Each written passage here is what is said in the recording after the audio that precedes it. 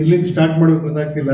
ಈ ಮಹಾನುಭಾವರುಗಳ ಬಗ್ಗೆ ಮಾತಾಡಬೇಕು ಅಂದ್ರೆ, ನಾವೊಂದು ಸ್ಕೂಲಿಂದ ಕಾಶಿ ಸಾರಿ ಸ್ಕೂಲಿಂದ ಬಂದಾಗ ಒಂದೆಲ್ಲೋ ಒಂದು ಕೇಳಿಸ್ತಾ ಇತ್ತು, ಇನ್ನೊಂದು ಸ್ಕೂಲ್ ಇದೆ ಅಲ್ಲಿ, ಬಹಳ ಪವರ್ಫುಲ್ ಸ್ಕೂಲ್ ಅಂತ, KV ರಾಜ್ ಅವ್ರ ಸ್ಕೂಲ್.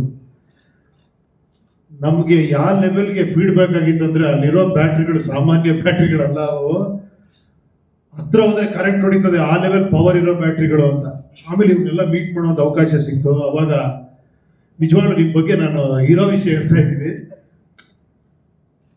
ಏನಂದ್ರೆ ಅದೇನೋ ಹೇಳ್ತಾರಲ್ಲ, ಏನೋ ಕೆಲವು ನದಿಗಳು ತುಂಬಿ ಹರಿತವೆ, ಏನಂದ್ರೆ ಅಣೆಕಟ್ಟು ಕಟ್ಟಿಲ್ಲ ಅಂದ್ರೆ ಕಂಟ್ರೋಲ್ ಸಿಗಲ್ಲ, ಆ ಥರ ನೀವುಗಳು ಆಕ್ಚುಲಿ.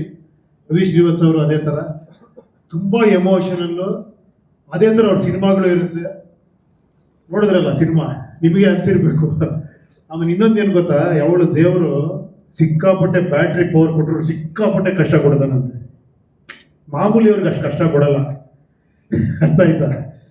ಆಮೇಲೆ ನೋಡಿ, ಅಷ್ಟು ಕಷ್ಟಪಟ್ಟು ಸಿನಿಮಾ ಮಾಡೋದು ಕಣ್ಣಿಗೆ ಕಾಣಿಸ್ತಾ ಇದೆ. ಯಾಕಂದ್ರೆ ಆ ಒಂದೊಂದು ಮೇಕಪ್ ಇರ್ಬೋದು, ಆರ್ಟಿಸ್ಟ್ಗಳು ಮಾಡಿರೋ ಒಂದು ಪರ್ಫಾರ್ಮೆನ್ಸ್ ಇರ್ಬೋದು, ಶಾರ್ಟ್ಸ್ ಇರ್ಬೋದು, ತುಂಬಾ ಅದ್ಭುತವಾಗಿ ಕಾಣಿಸ್ತಾ ಇದೆ. ಅಷ್ಟು ಕಷ್ಟಪಟ್ಟಿದ್ದೀರಾ. ಮಾಸ್ಟ್ರು ಕಷ್ಟಪಟ್ಟರು, ನಂಗೆ 18 ಜ್ಯೂಸ್ ಕೊಡ್ರ ಮೇಲೆ ಅವ್ರು ಕಷ್ಟಪಟ್ಟಿದ್ರು ಅನ್ಸಲ್ಲ, ಕಷ್ಟಪಟ್ಟಿರ್ತಾರೆ ಅವರು ಅಲ್ಲ, ಆದ್ರೂ ಅವ್ರು ಕಷ್ಟಪಡ್ತಾರೆ, ಅವ್ರು ಇಷ್ಟಪಟ್ಟು ಮಾಡ್ತಾರೆ, ಅದು ಖುಷಿ. ಸೊ ಎಲ್ಲ ಕಲಾವಿದರು ತುಂಬಾ ಅದ್ಭುತವಾಗಿ ಮಾಡಿದ್ದೀರಾ. ಓಪೋ ಸೆನ್ಸಾರ್ ಆಗಿತ್ತು. ನನ್ನ ಫಸ್ಟ್ ಸಿನಿಮಾ ಹೇಗೂ ಕೂಡ ಆಫೀಸರ್ ಬಂದು ನೋಡ್ಬಿಟ್ಟು, this film is unfit for release ಅಂತ ಹೋಗಿದ್ರು. ಕಟಿಂಗ್ ಹೇಳೋದು ಬಿಡಿ, ಈ ಫಿಲಮ್ ರಿಲೀಸೇ ಮಾಡಬಾರ್ದು ಅಂತ. ಅದೇ ತರ ಬಿ ಸರೋಜಮ್ಮ ಅವರ ಇದರಿಂದ ಕಾಂಟ್ರಾಕ್ಟ್ ಒಪಿನಿಯನ್ ಕೊಟ್ಟು, ಏನ್ರಿ ಸಿನಿಮಾ ಇದು ಬರ್ಬೇಕ್ರಿ ಹೊರಗಡೆ, ಒಂದು ಕಟ್ ಕೊಡಲ್ಲ ಅಂತ ಫಿಲಮ್ ರಿಲೀಸ್ ಮಾಡಿಸೋದು. ಸೆನ್ಸಾರ್ ಪ್ರಾಬ್ಲಮ್ ಆಗಿರೋದು ಒಂಥರ ಬ್ಲೆಸ್ಸಿಂಗ್ ಇನ್ ಡಿಸ್ಗೈಸ್ ಇದ್ದಂಗೆ. ಏನ್ ಹೇಳಿ, ಅದು ಗೊತ್ತಿಲ್ಲದೆ ಒಂದೇನೋ ಪವರ್ ಕೊಡುತ್ತೆ. ಒಳ್ಳೇದು ಆಫೀಸರ್ ಮಾಡೋದು, ಆಫೀಸರ್ ಥ್ಯಾಂಕ್ಸ್ ಹೇಳ್ತೀನಿ. ಇದೇ ತರ ಈ ತರ ಅದ್ಭುತವಾಗಿ ಮಾಡಿರೋ ಸಿನಿಮಾಗಳು ಸ್ವಲ್ಪ ನಿಮ್ ಕಡೆಯಿಂದ ಒಂದು ಪಬ್ಲಿಸಿಟಿ ಆಗ್ಲಿ, ಅದಕ್ಕೆ ನಿಮ್ಮನ್ನು ರಿವೈಸಿಂಗ್ ಕಮಿಟಿ ಕಳಿಸಿರೋದು.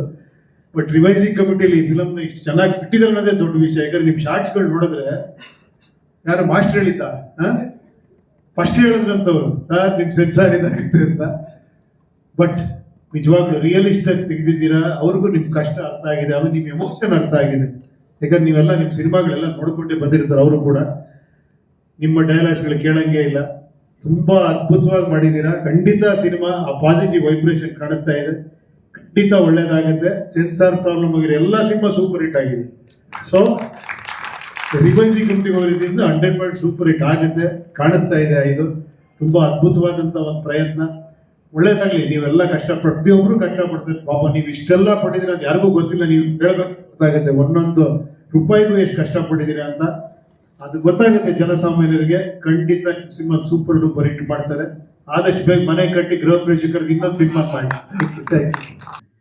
ಹೀಗೆ ಅವ್ರಿಗೆ ನನ್ನ ನೆಂಟಸ್ತೆ ಬಹಳ ಇದೆ.